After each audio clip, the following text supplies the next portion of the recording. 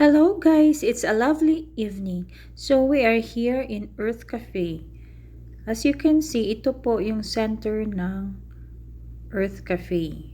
So meron po sila dyan na parang tree na may mga Christmas lights and decorations. Dito kami umupo sa malapit sa tree so para mayroon kaming magandang background.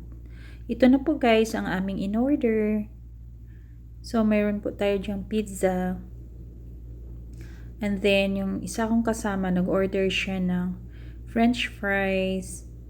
And of course, meron din siyang pasta and chicken strips. Yan, yung pasta. Tsaka yun yan, ang chicken strips. Actually, masarap yung mga pagkain nila dito guys. At tsaka affordable lang din yung mga prices. So, maganda lang na pag mag-unwind ka dito kasi maganda talaga yung place. The thing lang is, ang daming tao talagang pumupunta. So, parang ang gulo-gulo at ang ingay-ingay. Meron palang second floor to guys. So, akyat tayo sa second floor para makita natin yung place from there.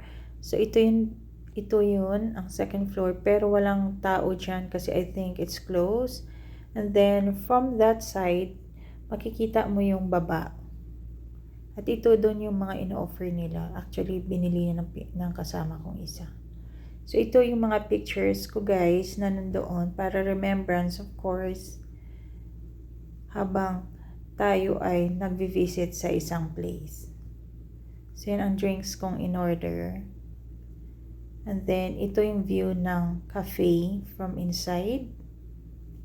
And that's it guys. Thank you for watching. God bless everyone.